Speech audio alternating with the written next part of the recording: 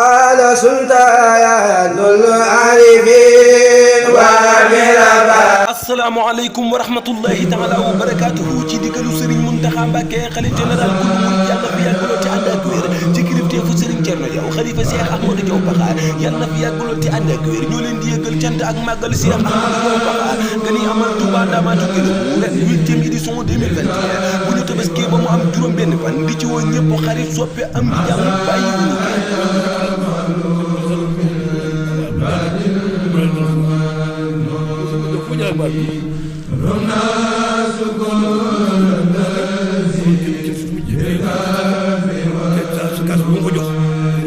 di ci woo góor ak jigéen mag ak ndaw xarit soppe am di jàmm bàyyiwuñu kenn di ci woo képp koo xamante ne si daal sunu mbégte rek moom mooy sa beeg bis ba nag Touba Ndamatou lay xewee ngir ñu ko Serigne Thierno Diaw Pakha ca mbaar mi seen ñi di mbaaru ñooru daay fépp fu ab jullit nekk rek ñu ngi lay woo ci sunu bis bu mag bii ñu baaxoo amal di sant Cheikh Ahmadou Diaw Pakha ak sultaanul aarifina ren di 8e édition 2021 di ci woo góor ak jigéen mag ak ndaw bàyyiwuñu kenn bu ñu àggee ca bis ba nag programme bi ñii lay doore bu ñu xëyee fajar 8 heures danañu fa amal njàngum alxuraan amal fa njàngum xasida daal di fay amal zikrullah salaatu ala nabi bu ñu demee ba 1 heure jàpp 2 heures danañu doore dëgg-dëgg liggéey bi doore ko ci njàngum xasida daa jub kuréel ak rajo noonu lañ fas yéene dundale bis bi di sant Cheikh Ahmadou Diaw Pakha ak sultaanul aarifina ba keroog jant bi di soow bu ñu demee nag ba 21 heures jàpp 22 heures danañu fa amal conférence bu